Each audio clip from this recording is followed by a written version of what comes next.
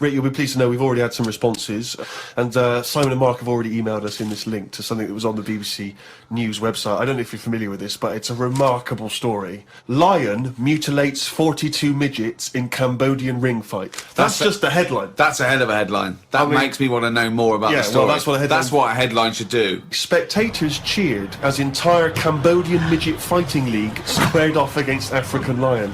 Tickets had been sold out 3 weeks before the much-anticipated fight. The fight was organised when an angry fan contested Yang Shamoni, president of the CMFL, claiming that one lion could defeat his entire league of 42 fighters. Well, the fight was ended, Rick, after only 12 minutes, after which 28 of the midget fighters were declared dead, right, while the other 14 suffered severe injuries, including broken bones, lost limbs, and they were basically unable to fight. But the lion wasn't hurt?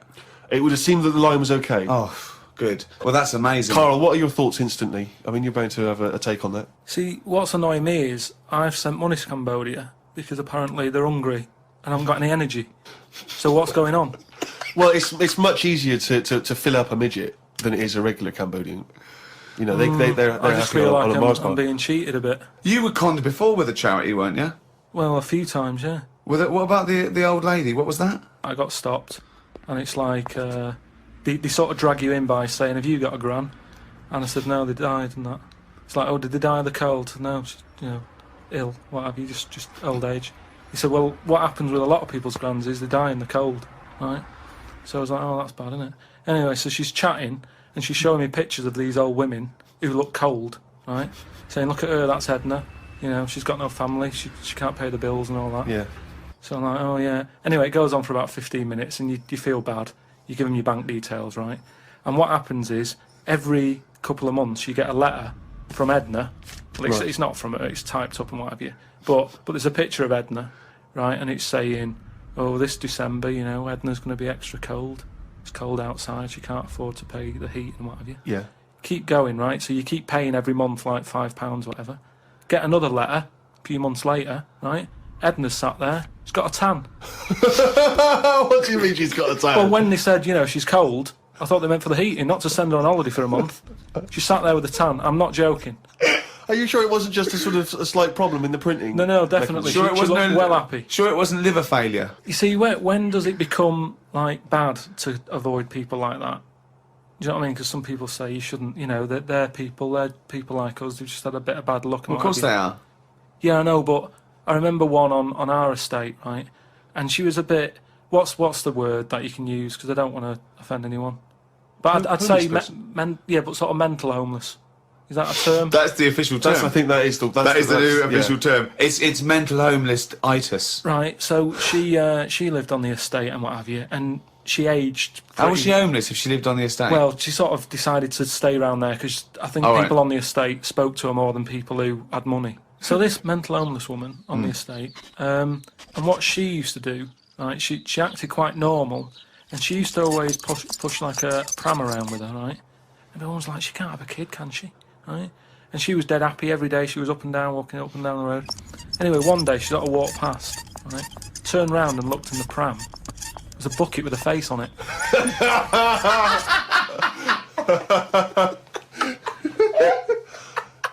Rick, we've had an email here from a bloke.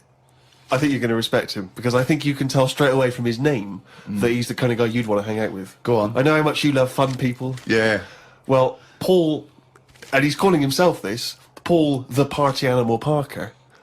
He's emailed in. He's given himself that moniker. Right, I assume they're in sort of like quote marks, they're are they? in speech marks, yeah. Paul Brilliant. Party Animal Parker. And he's called himself that? Yeah. That I can't wait. So when you picture him, what are you thinking? Millhouse. Right, okay. I think he looks like Millhouse from The Simpsons. Yeah. He's working in sort of an IT department, maybe? Yeah, for a large organisation? I think he might still be at school. Okay, right, yeah. Yeah, I think. And this is the vital question. Do you believe him to be a party animal? I believe him to be a party animal is as much as a man with a long scarf that his mum knitted him to look like Doctor Who can be a party animal, yes. Do you think that when people are organising parties at his school, they're thinking the first person they got to get on the list and make sure he's guaranteed You've got to take Paul the party animal. Because I I bet he's got millions of affectations. I bet he wants to be known as the one that carries around a biscuit tin. Yeah. You know, he's got the scarf. He's the guy who only ever wears bowling bowling shoes. It's his thing. It's his thing. He's a little bit kooky, it's his thing. And it is fairly interesting what he sent in. He's found this on the web. A Serbian man who has invented a sex machine for women. And he's appealing to Western women to test his device. It runs on a 390-volt electric engine, simulates sex, and has a 7.5-inch artificial penis. As soon as I read this, I was thinking, it's just imagining there going, oh, thanks for coming in, yeah, okay. So what's going to happen is there's a penis that's going to pop out from here, and it's going to have sex with you. I'm going to stand behind the machine. I've got to stand behind here. There's a lot of dials and stuff. I don't want to bore you with. Well, why do you have to stand behind it? Just I can't. It's technical stuff. But I got to be behind the machine. But there's no penis on the robot at the moment. It's just a hole. No, don't worry. What happened is I'll switch the machine on. I'll go behind, and then a penis will appear. Will it be like a metal-looking penis? It will be a robotic penis, but it will seem like it's a regular fleshy human penis. So you've made this sort of like robotic penis look really realistic. It's really realistic. You will not be able to tell the difference between, say, the robot one and mine, for instance. Okay, well, I don't want to see yours. No, there's absolutely not. Because I've not come around here to have sex with a person. I know, you come around to test the machine. Yeah, and that is exactly what you're going to get. Okay, a piece of mechanical action. To a lot of people, sex is important, isn't it? You know what I mean? Not to you? Well, it serves a purpose. What purpose? No. Because you don't want to have kids, so what purpose? Just you know, something to do in the evening. something to do, innit? When the telly's broke. But for years, like they've found stuff, haven't they? Machines from like Roman times that similar to that setup. No machines in Roman times. Like that though, the old sort of knob on a stick machine thing. The old Roman knob on a stick. I'm sorry, but I watch Aqueduct. Time Team every week, and Tony Robinson has never done an old knob on a stick machine. I just think of Julius Caesar sitting down and go, okay, aqueduct, we love that. Thanks for that. Straight roads, good idea. We can see the enemy coming. What have you got there? Well, I'm glad you've asked. Ploncticus. What have you got there? Wanklicus.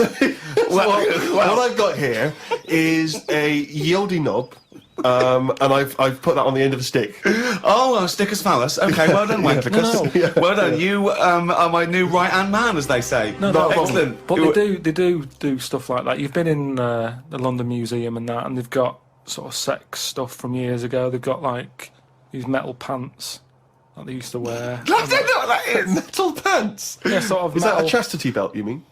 They used to make women wear them so that they could... When- have when- sex when- when No, their but men were- they had them for blokes as well, though. Metal pants for blokes? Yeah, Why? I just think they sort of like sexy metal pants. What? Oh, I don't know what you mean. What with are you sexy talking metal about? pants. Well, they'll have to look because they haven't got it in front of me. It's just something I remember seeing, some sort of sexy metal pants that I used to wear. But what are you saying, sexy metal Come on, pants? they that always was have not to British be- Museum, that was Soho. No, what I mean That was is Old Compton Street, you were looking they in the always shop had to window. be ready for like battle and that, but these were a little bit sexy but protective at the same time. I love that! So, Lancelot, are you ready to face the Black Knight? Yeah, what do you think of these? Huh? I just want to look good on the battlefield. Will there be women watching, cheering us on? Well, you're not going to fight like that, are you? What about your I'm going to wear nothing except these sexy metal pants. But what about your chest is exposed? No, well, it's a good chest. I've been working out. Yeah, I know, but what I mean is you want metal all I've over. actually been lifting up the round table every week. I just work out, do that about 4 times a day. But that machine, right? Why did it have to be a woman, or could they have got a little gay fella in? I Let don't me know. just check. It doesn't actually specify the small print here. I love that. Why do you want to see a little gay fella be... I don't know. I don't want to see it. I'm just saying they're sort of more. Carl, why do you want... don't wanna see it. Why do you want to I don't wanna watch a see it. gay man get buggered by a robot? I wasn't the one typing in gay machines on the internet, finding stuff out about them. It's not a Steve gay was. machine. You just made it into a gay machine. Yeah, he wanted to pleasure women with this machine. You're saying, can I see a little gay fella get a robotic cock up his arse? You're the one requesting that, Karl I don't want Pilkington. that. I'm just saying that. You're the one that wants to see gay men with metal stuff up their anus. No, what I'm saying is they're more up for a bit more experimentation than. What are you saying? Why is that the case? Why? Why'd you say that?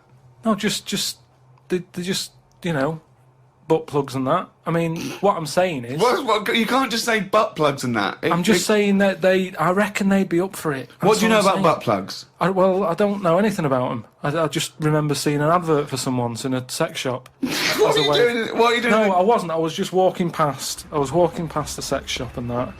And Your eyes sort of glitz, looking. glitz, Why were you walking past a sex shop? Just because I was on the way to work and that, and I passed one, and there was a little sort of one. It was open early, which I never understood. Right, it was about 8 o'clock in the morning, Right? Who's rushing out for butt plugs that early in the who morning, needs them now, right? But I must get a bagel and some poppers on the way to work. I walked past it and it had like a little post-it note or postcard type thing, and it was like, pop in now, buy an item, chuck in some free butt plugs. And I didn't know what they for. I'd never heard of them before. But all I'm saying is I've since found out what they do with them. What and do if they they do that with them, then give them a go on that.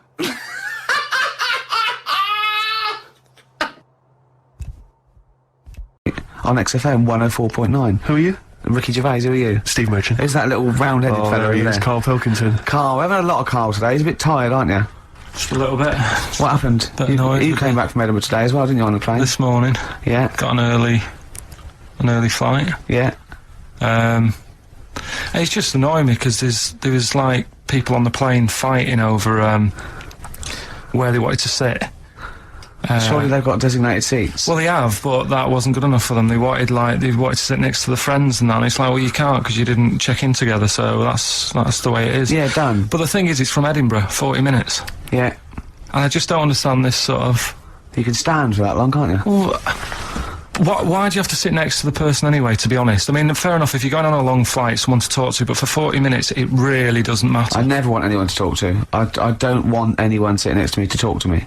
Why? What are they there for? What? I don't mean people I go with. I mean if I'm travelling alone and I sit next to someone, I don't want them to talk to me. Yeah, but I don't really know. If I was travelling with you, I'd really not want you to talk to me. Not if you're going to talk like this. Yeah, this is... Oh, you sound like you're suicidal, mate. It was just a couple of people arguing. It's over, man. Yeah. The plane journey's finished. Why is it still stewing you up? He paid 160 quid and he's not whinging, he doesn't care. 165 quid. Let's get it right. If we're going to bring it up, if we're going to mention it. And it's like water ducks back to him. He said to me, Rick, it's only money, and money is just something you have in case you don't die tomorrow. He's got a great attitude towards money, Steve. It's like easy come, easy go. So just take a leaf out of Steve the I'm not spending that much merchant, and you'll have a happier life. Sorry, I just need to defend myself for a minute. There are certain instances in life where, you see, now you're giving me an attitude like that I'm tight. It's not tight. No, shut up. Let me defend myself. It's not that I'm tight with money. It's that I want to get value for money at all times. Yeah. Because, you probably got a lot of cash given to you, maybe it's pocket money when you were a kid. Every penny I've ever had is been money I've earned.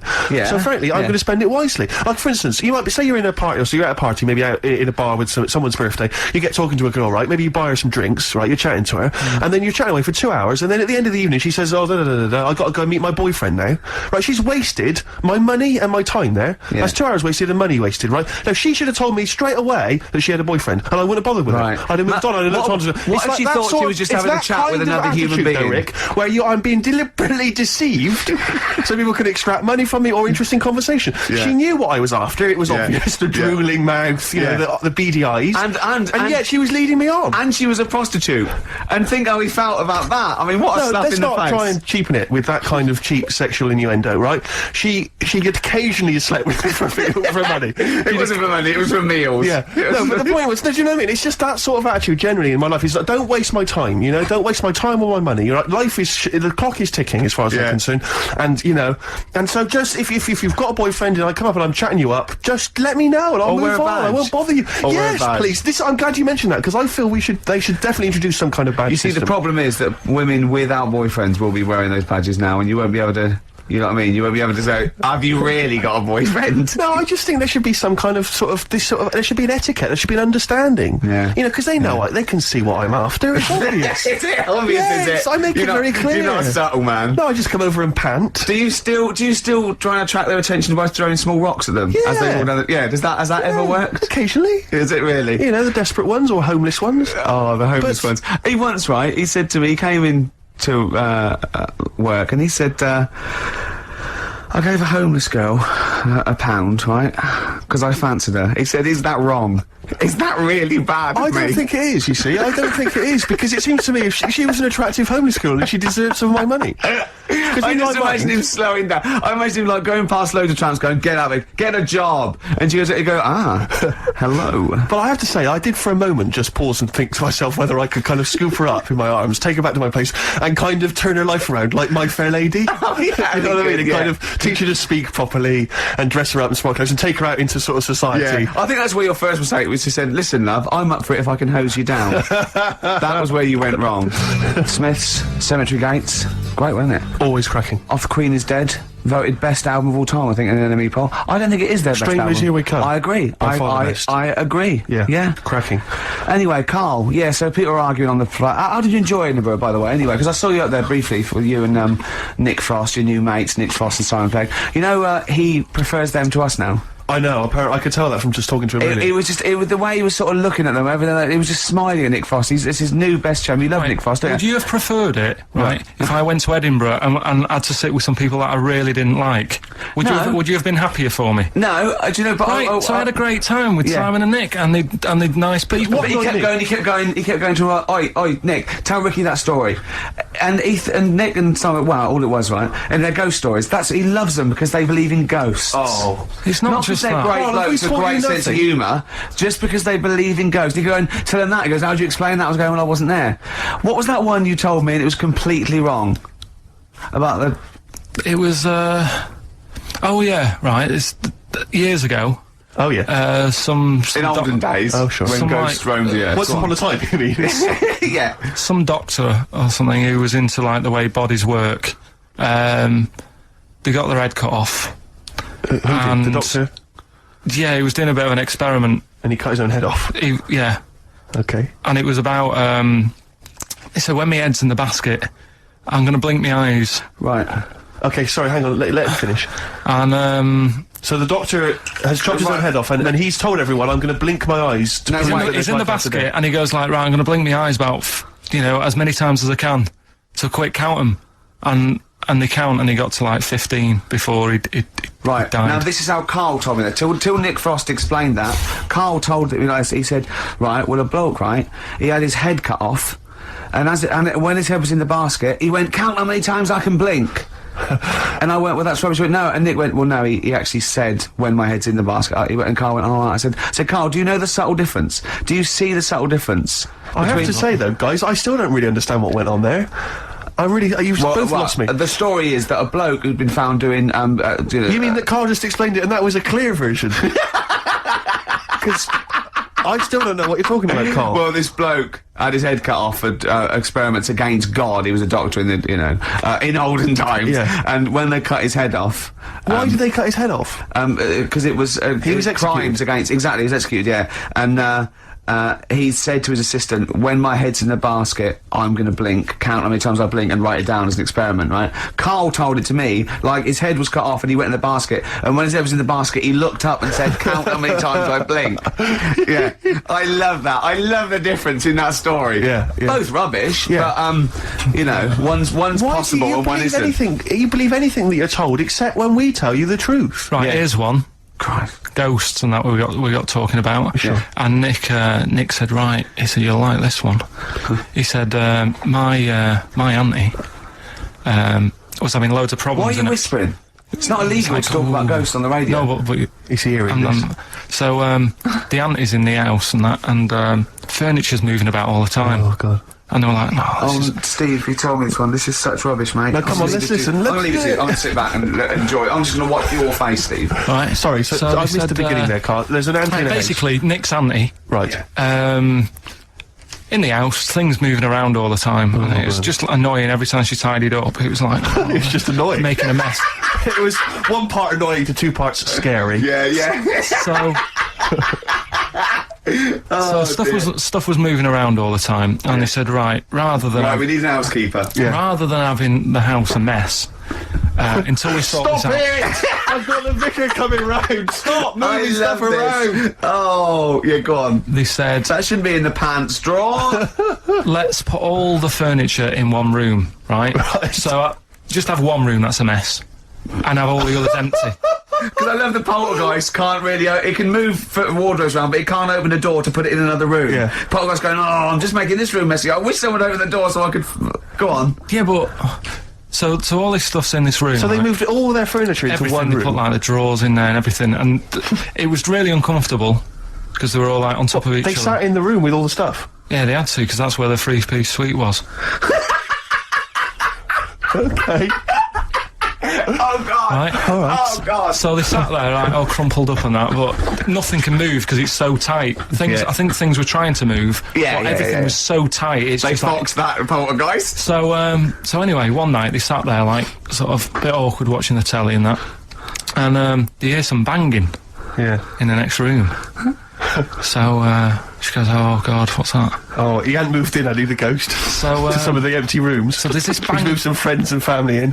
There's this banging about going on. She gets up. Right. Yeah.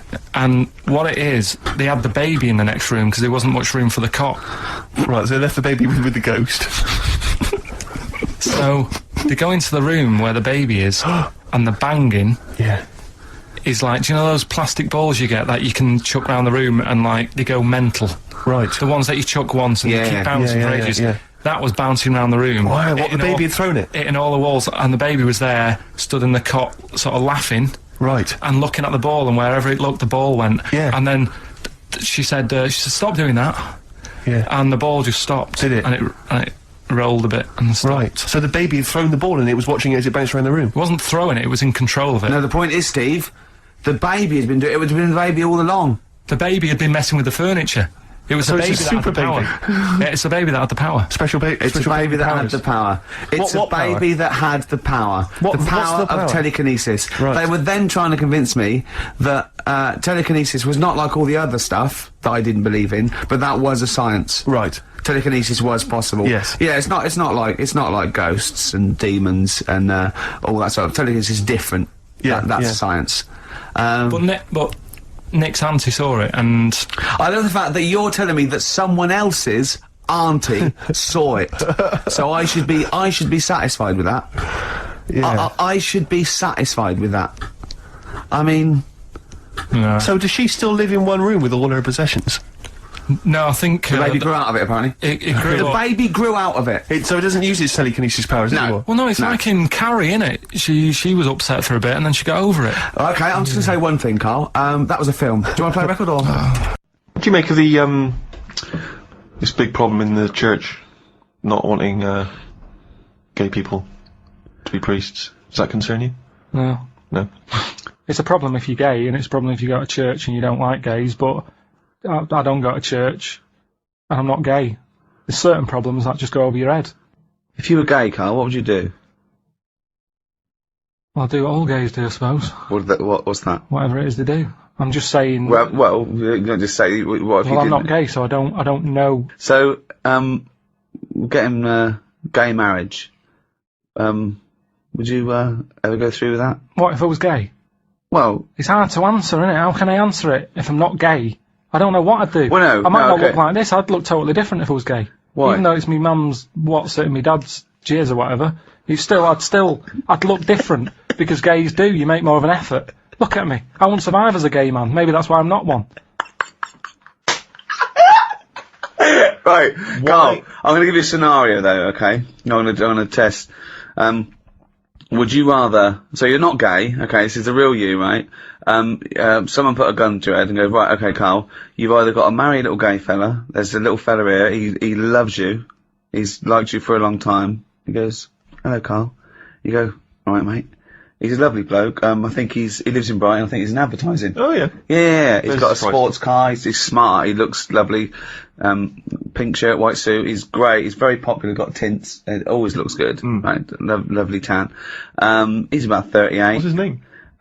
His name is Graham. Oh, Yeah. wasn't expecting that. Yeah. And he goes, hello, Carl. And you go, all right, Graham. And someone suddenly bursts in and goes, right, you've either got to marry Graham. He puts a gun to your head. He goes, right, you've either got to marry Graham, okay? You've got to tell all your family. Well, no, I'm not going to marry him, am I? What? Whoa, you know the choices. Well, I know one of the choices, and I'm not happy with that choice, so you go with whatever else. Well, no. So what's the other option, Rick?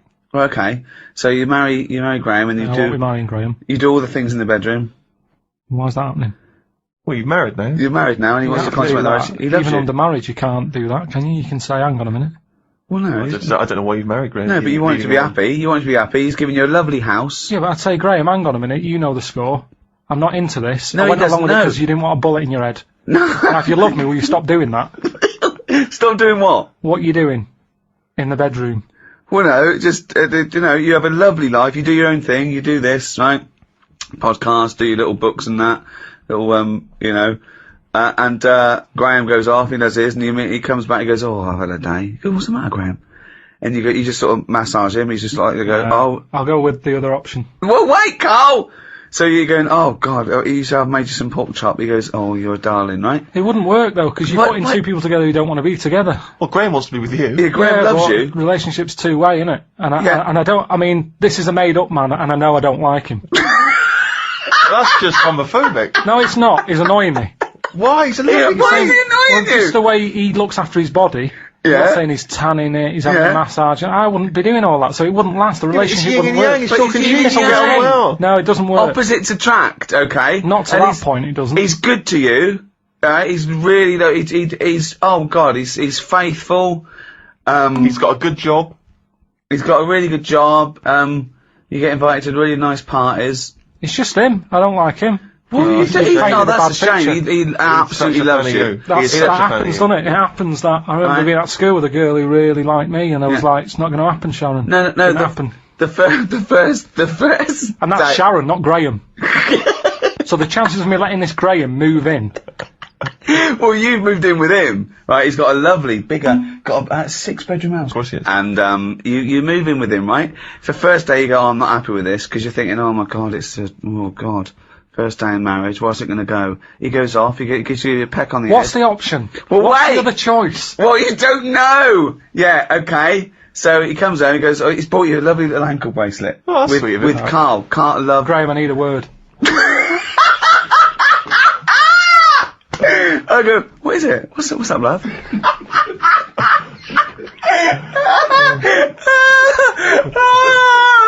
What's the matter? I'll be Graham. Right, okay. I'll be Graham. What's the matter? You look tense. This is all, we live in a lie here. Well, yeah, but it's just the alternative is so much worse. What's the alternative? Well, what is the alternative, Rick? I think we're all waiting for that. Well, marry a chimp. Marry a chimp? Yeah. Unless you either live with a chimp in a tree or marry Graham, your family are going to get killed. Someone's going to shoot him, right? So you have to decide what you want to do. Do you want to go and live in a tree with a chimp and eat nothing but bananas and just live a chimp world? Okay. Yeah. Or woo Graham. You go down there, you're chatting to him, you're just in a club, right? You're there. But who's watching that I'm staying with Whoever Graham all this the evil time? Person is right, yeah. Well, hang on, But where's he watching from? The evil person's going, right, he goes to that club Saturday nights. Don't bother going before midnight. He won't be there. Right? So you get there, you walk in there, it's 1 AM, and he goes, that's him over there, in the pink shirt dancing. Okay? Right, he wouldn't like me. He would. You go, this is it, you've got to win him over. Look at you! Look at your lovely shaved head, hairy arms. Oh my God. I mean, you are more suited to the chimp, but now you'll go down a storm, right? You go down there, you've got a little vest on, leather trousers. What would you say to Graham? You've got to go over. You've got a bought leather pair of trousers and you've cut out the back. Okay? There you go in. Your arse is showing, you've got a freshly shaved head, you've got a little white vest, okay? Has he got all this on? No, he's got like a little pink Ben Sherman, white trousers and espadrilles. Right, I'd dance over. Yeah? I'd say, you Graham, and go, yeah. Oh, hello. Who are you? So never mind, you haven't seen a chimp about, have you?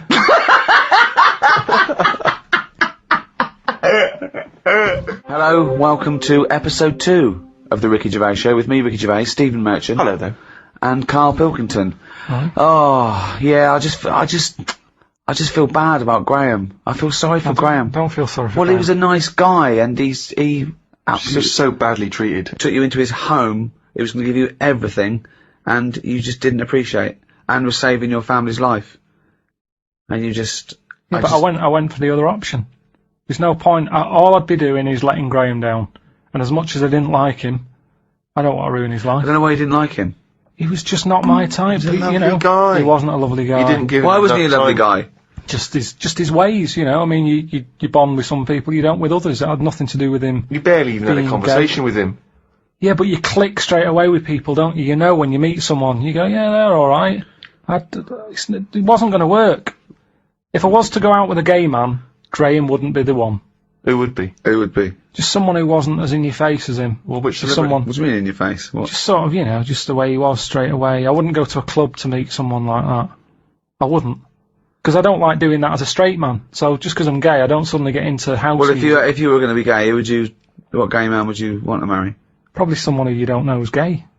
I don't know what that means. Someone who's just quiet about it, just get on with it. So if you were gay, you'd like a sort of straight man.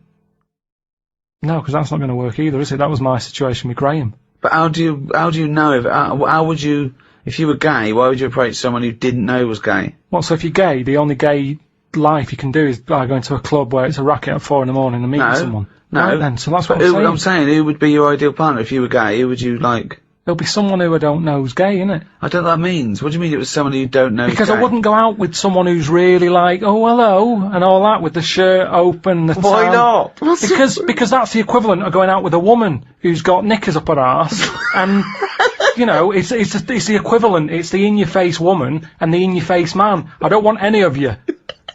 Well, who do you want? Well, who was your sort of guy? Okay, well, just say what your sort of guy is then. Do you want him to be sort of like a man's man, sort of goes, you know, slap, he sort of like, when you go to do something, you go, you dopey idiot, and he just sort of gives you... No, I don't want that. No, you want someone to go, oh, what's the matter with you? Do you want yourself better? Well, what do you want? What do you mean, I'm asking you what you want. Petal. What do you want in a man? I'm asking you what the you want. The ones who are just normal, who just could talk, they'll go, alright, Carl, how's it going? Yeah, I'm alright, mate, yeah, I'm good. Right, okay. What are we doing tonight? Watching Die Hard, if you want. Go straight to bed after that? Yeah. Oh, now he's straight in bed! I love the fact he went from, like, not being sure to just, like, getting a man. But not great. It wouldn't be 4 a.m. I'd be living my life as I am now. Right. But I'd be a gay man. Yeah, okay, so because I'm me, aren't I? So that's not going to change. No. Why would it? No, so I'm just trying to... Carl, all we're trying to establish what sort of guy you go for. Okay, we've settled that. If, sorry about that, if any, people feel sorry for Graham, sorry about that, but, that's settled.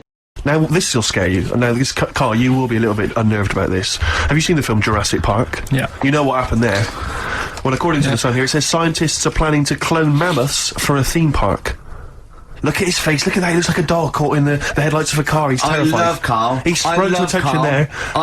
Is that the best news you could have? Man moths.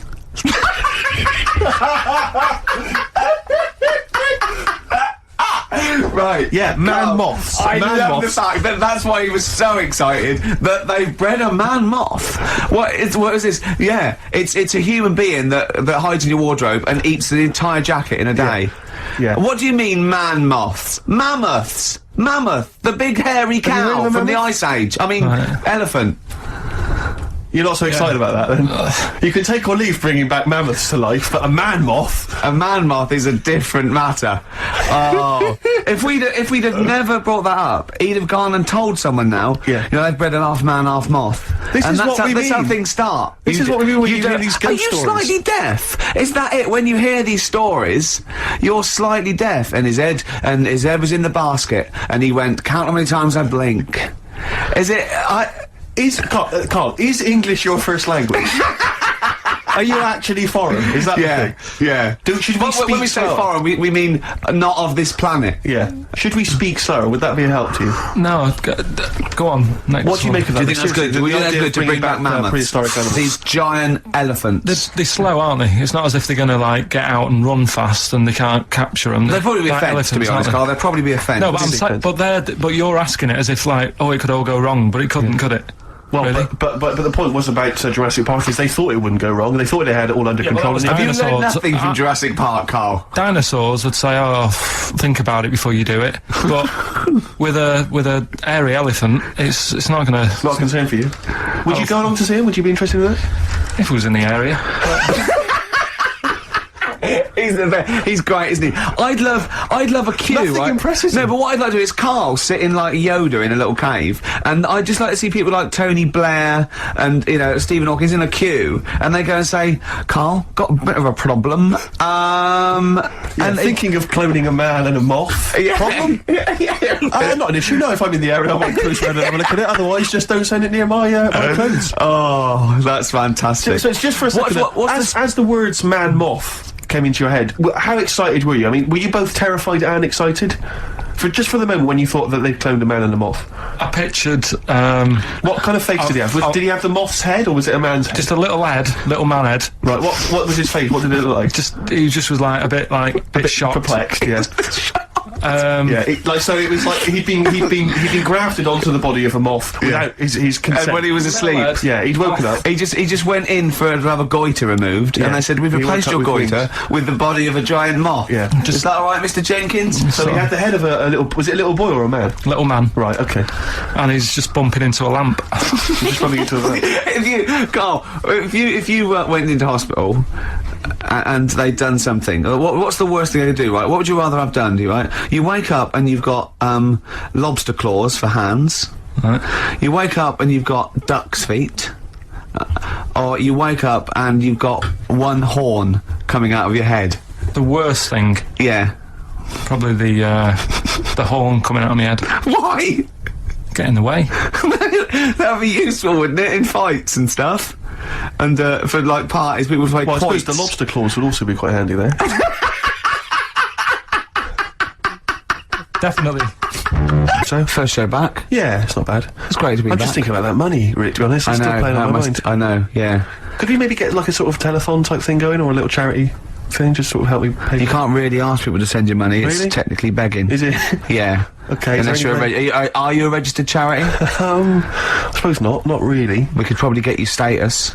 Yeah. But could I pretend to give them something in return? I mean, am I allowed to sell things on the radio? Yeah, you are. Yeah, so- Although you probably get in trouble with the authority if you're using it to sort of like to your own. Not like everyone else doesn't. Not exactly. Yeah. Free lunches and sponsorship and God knows what. yeah. You know what I mean? Yeah. But the people that work here, small fry, the scum. Exactly, the nobodies, yeah. Yeah. But 165 quid it's quite a lot of money, so I mean, if you want to contribute anything, Rick, as I said before, you're more than welcome to. Yeah, no, I would if I felt any responsibility. Right. Yeah, or cared. sure. But I got there too early, which is annoying. What we should have done really was get you your plane and come back, because I'd have had time. Do you know, I was going to mention it at the time, but I didn't want to, because I knew the answer would be no. So I was off. Oh, Carl.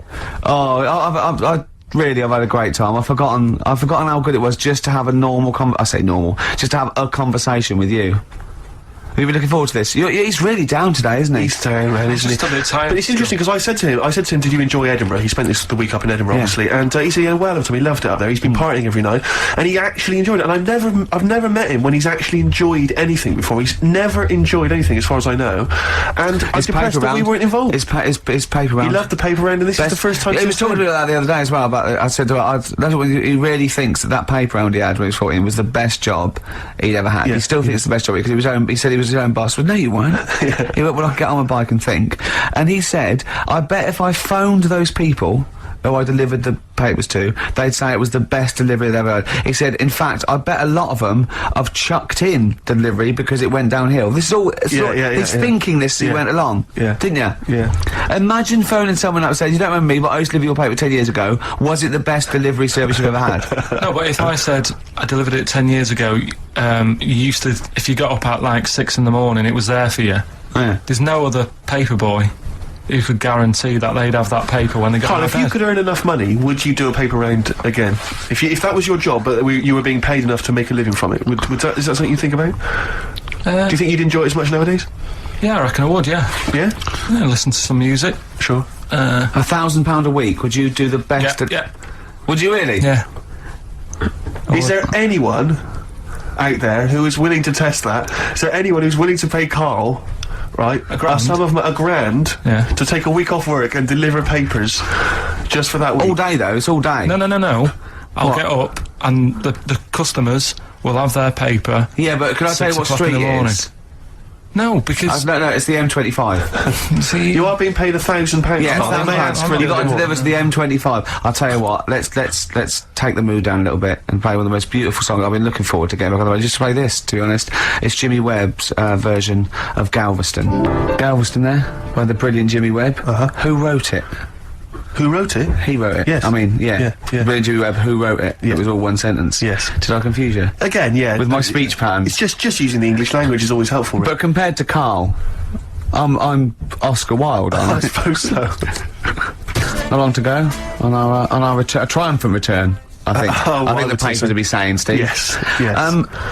Carl, I've met Carl a couple of times in our sabbatical, and he said to me once, he said, oysters. So I said, have you ever tried oysters? I don't like them. And I went, I said, oh, it's just a thing about swallowing them whole.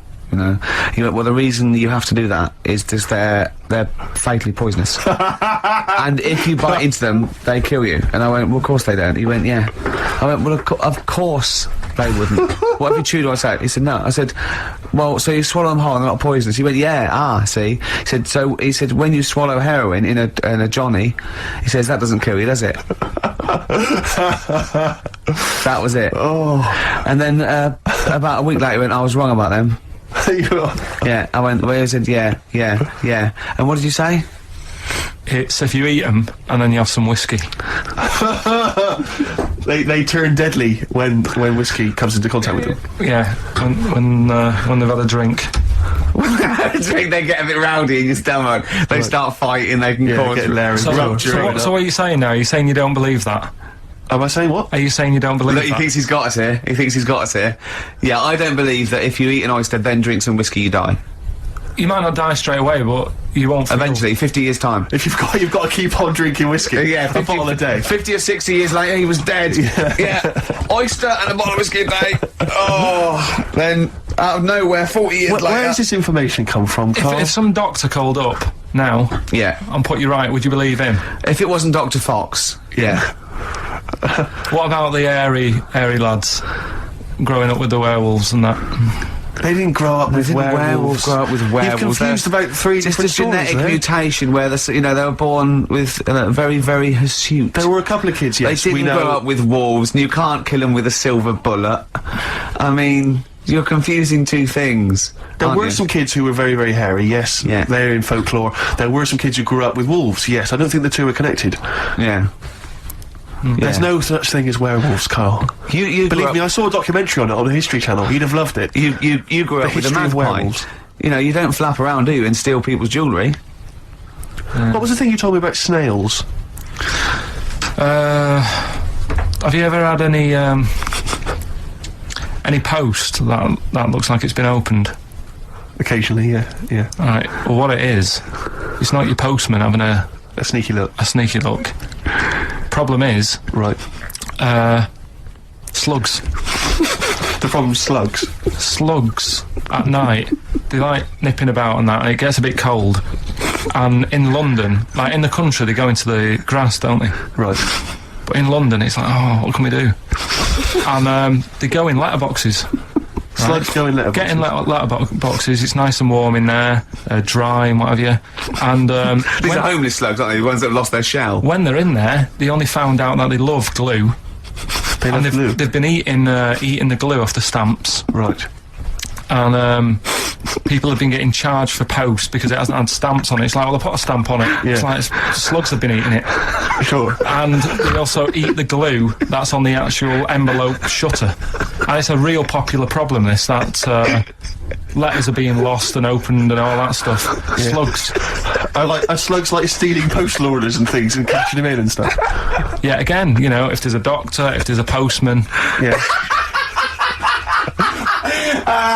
Well, with us two expert witnesses, a doctor and a postman. So postage is a real problem. When we see a slug's trail or a snail's trail, it's glue. That's the glue they've stolen, is it? That's a little. I'm not going to say yes to that because I'm not sure. But we could follow that trail and find them, and they'd have a big sort of big pile of letters. Our stamps and there they are, like birthday cards from but £2 notes. Yeah. Oh, that's fantastic. Wow. Slugs. Wow. So, oysters and whiskey kill you, and slugs. Be very careful if you're going to go out this evening, you're thinking of having a whiskey, maybe some oysters, be very, very careful. Yeah, and if you are going to post a letter, please do not use tasty glue. Well, I'm still not convinced by this idea of, this space has got to be filled. You know, people just choose to buy things and fill up their house with those things because they give them pleasure.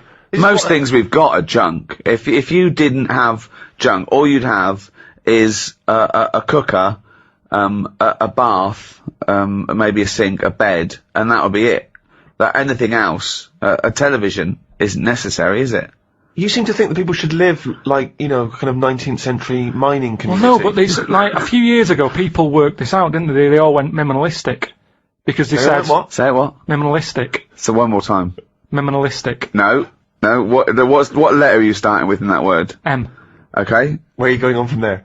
Minimum. Well, it must be minimum. Yeah. So it's what that... Minimalistic. Minimalistic. Minimalistic. No. You're Look, you know what I mean. No, wait, you're popping in an M where there should be an N. Minimalistic. You put in two M's when there should be one M, right? Minimalistic. Minimalistic. Yeah. Wow! Woo! Right. Well, thanks for listening, everyone. That's the end of the first episode. It's gone well. So anyway, a couple of years back, everyone went. Yeah, that was the trend, wasn't it? But we've gone back to being Clutteristic. The way I live, like I've said to you before, it's the old 3-month rule. If something's not used over 3 months, chuck it out because it's not needed. So suitcases. What's the that? Yeah. Suitcase. No, he uses a suitcase every 2 weeks. He's off all the time. Most stuff. Most stuff. Clothes. What if you don't wear a piece of clothing within 3 months? It's gone. Well, why haven't I wore it in 3 months? Well, because maybe it's a suit or a tuxedo, and you've not been to any fancy balls. I don't have any clothes like that. I wear the same things anyway. I throw clothes away every 3 months because I get too fat for them. So, But it does seem to me the way you talk, it's like you want to live, as I say, like some kind of 19th century pauper with a big tin bath in the lounge and the one room in your house and all the family bathe in it. And yet you wouldn't be happy with that, would you? Maybe. Well, I've told you before about that's something I said when I was younger. What did you say? When I was younger, I think I was having a bath or something. And I said to my mum, "Oh, remember when I was in, like, that tin bath in front of the fire?" She went, "What?" And now that's strange, isn't it, that you're saying I'd be happier with that back then? So it's like that was my past life. Well, hang on. Whoa, we haven't finished yet. Whoa. What do you mean? Your mum said what you're talking about. You said... How old were you? I must have been a kid if I'm having a bath and my mum sat there. Well, yeah. Well, I don't know how you operate. I assume you were, but how old? Must have had time to have a bath. As you get older, you don't have as much time, do you? So I'd say 5.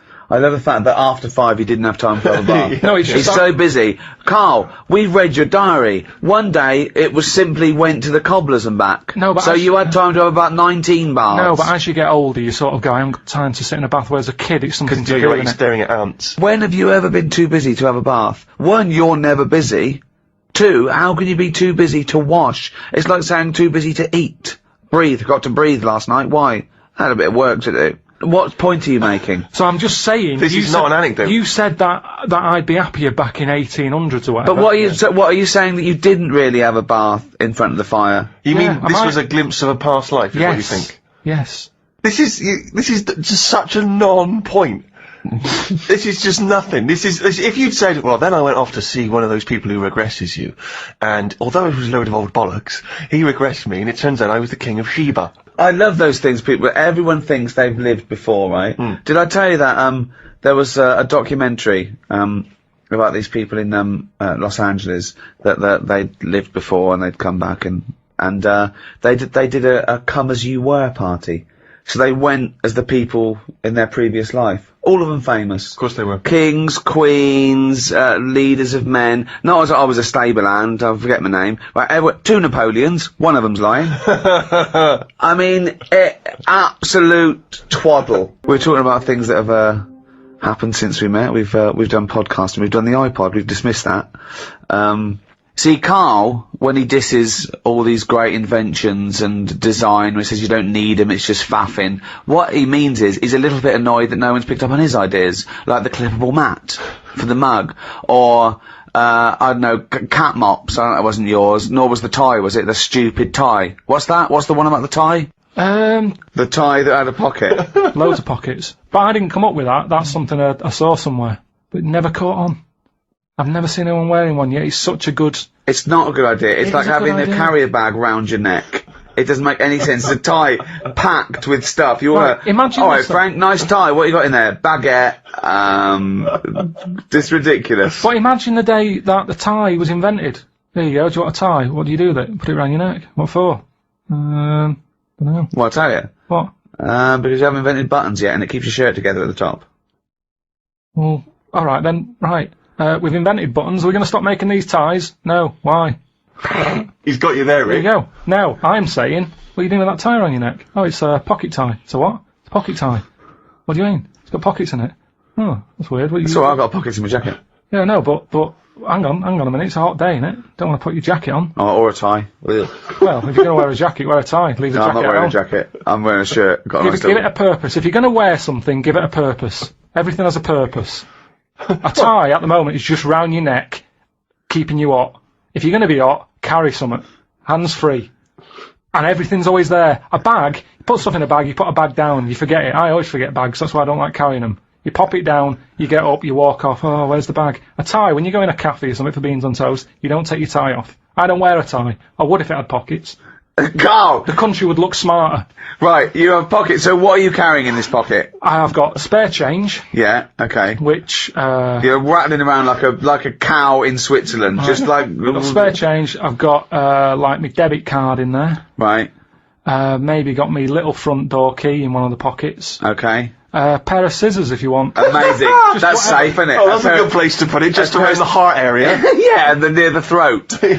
Facing upwards. Brilliant. Carl, think what you're saying. So when you're on the beach and you just got your Speedos on, pop a tie on, go to the shop and pop a tie on. Well, no, you wear it in the appropriate times, but I'm just saying if you're going to wear a tie, let's make it useful. Let's give it a purpose. Don't wear a tie, it's alright.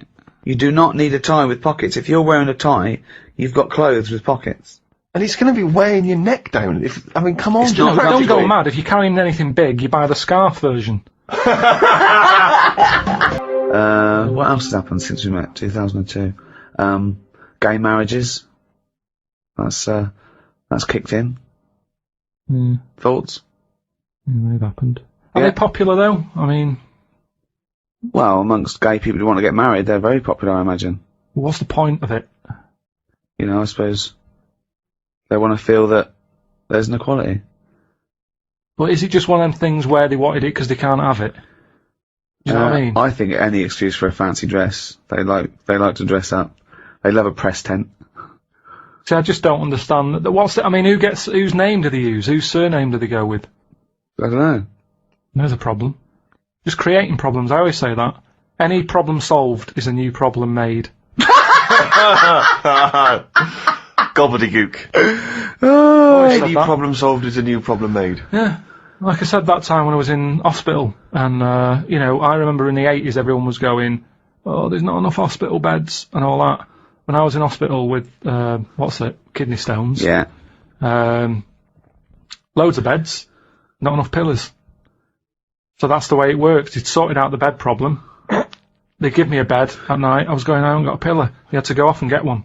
Brought it back. It was still warm. Oh, that has been brilliant. Under a bed head. So that's what I'm saying. It's kind of like you get all the beds. New problem. Where's the pillars? Don't solve problems. Don't solve problems. Brilliant. Point nine. Can I just tell you a story that Carl told me a couple of weeks ago? Is this another ghost story? Another yeah, spooky it is. story? Yeah.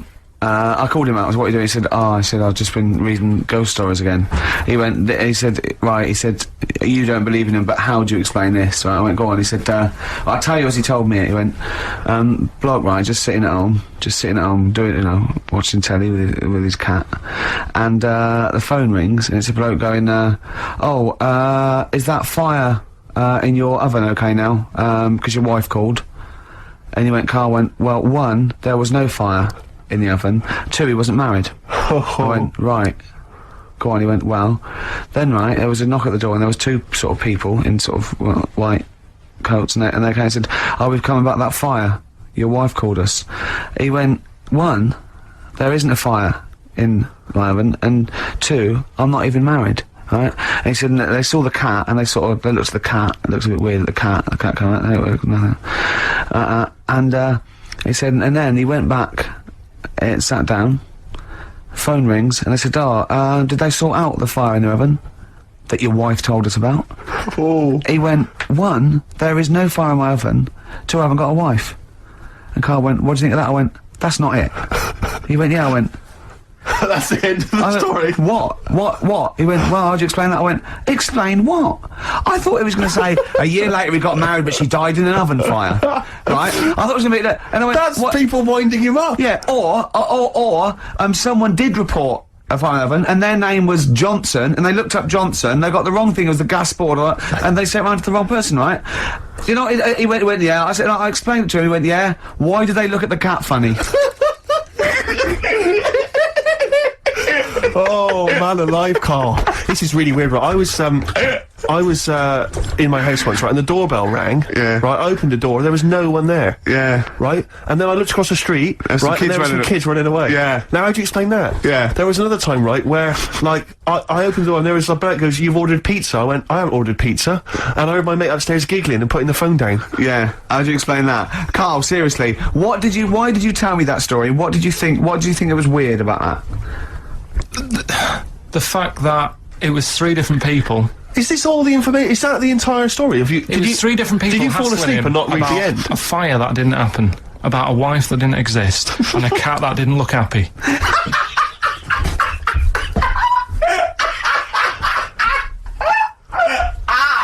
Oh, I'm gonna have a heart attack, Carl. What? I mean, why did they look at the cat funny? Because cats don't like spirits, do they? What? And the other blokes were ghosts? Yeah.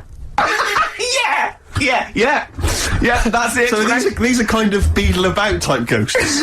These are ghosts who walk the earth as the undead, just winding people up slightly. That's lovely. That is lovely. Seriously, and a cat Carl, that did not look happy. But seriously, why would ghosts wander around just like winding people up? Oh, Maybe something did happen there years ago. Some fire, some woman might have died in a house of a fire or something. Yeah. And it sort of all happened again. Yeah, it's certainly a mystery. Well, if you don't it's a believe mystery. I mean, I can't. What's this book you were reading? You were reading a book, which is interesting enough. It was the Fortean Times. Oh, Carl. Yeah. Well, I don't know what to say. Well, I'll tell you this, Carl. Here's a track that will spook you right out. This is Warren Zevon from what was it, like about 1979, early 80s? Oh, great track. Werewolves of London. Play this, Carl. But don't be scared. 1978, Carl. Werewolves of London by Warren Zevon. Are you a fan of that? It's alright, Great track, isn't it? Fans of Warren Zevon, maybe if you to know he's got a new album out as we speak. Although, if you're a fan, you probably know that already. Yeah. If you aren't a People fan, who hate him would be interested in knowing that he's got a new album out. Do you believe in? I think lycanthropy. Is it not called? What's that, sorry? Lycanthropy. What's lycanthropy? Isn't that werewolfism? Really? Isn't it? Do you believe in that, Carl? They've found stuff, haven't they? They've found kids walking about who are all hairy because they've sort of grew up with wolves and that. Yeah. So No. You see, 2 things there.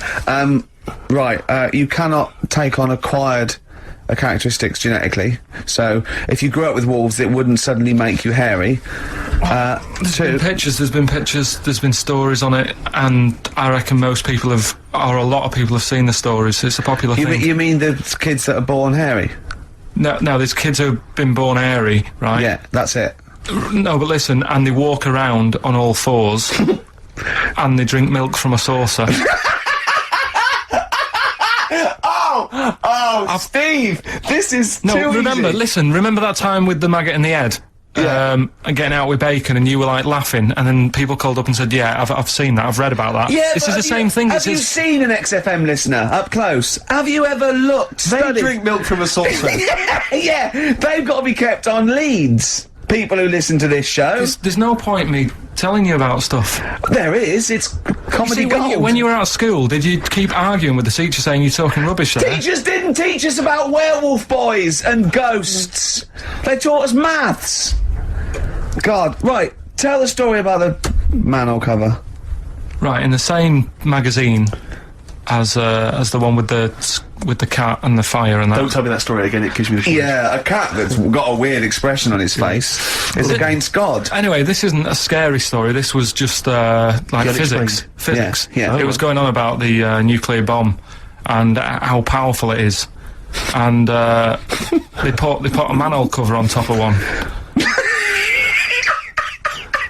Okay. Blew it up. Yeah. Never saw the manhole cover again.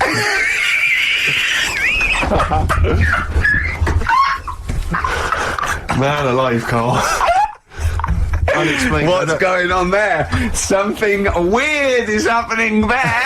Oh. If anyone has ever seen that manual cover, please get in touch. We'd love to know where it is. Oh, that's fantastic. What sort of experiment is that? I imagine all these scientists on multi-billion-pound research budgets, they're going, we test everything. What would we do to a manual cover? Don't know. That's like letting a couple of students Yeah, exactly. have control of a nuclear Do you site. reckon it can Let's send a put this traffic cone into orbit? Go on, then put it on there. I love that. Imagine that. What value is that? I might tell you what we could do. We could put the manhole cover on it and aim it, and then blow the bomb up, and the manhole cover would have someone's eye out. Fire it. See if you can fire manhole covers off the nuclear bomb. Whatever. Try bangers to a bomb. See if it's louder.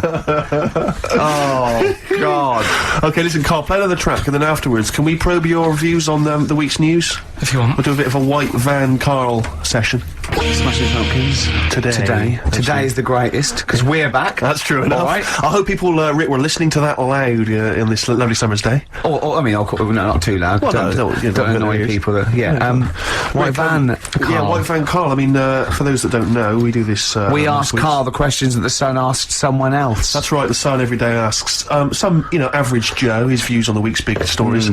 Carl, let me ask you now. What do you make of Prince Harry smoking openly at a polo club? Are you aware of this story? No. Was it? Go on. Prince Harry, you know that he's one of the royals. Yeah. And he was seen smoking openly, a fag, a cigarette, at a polo club. Third in line to the throne. Something like that, yeah. Imagine that. Someone smoking a cigarette is third in line to the throne. A cigarette, Carl. Is it a non-smoking polo club?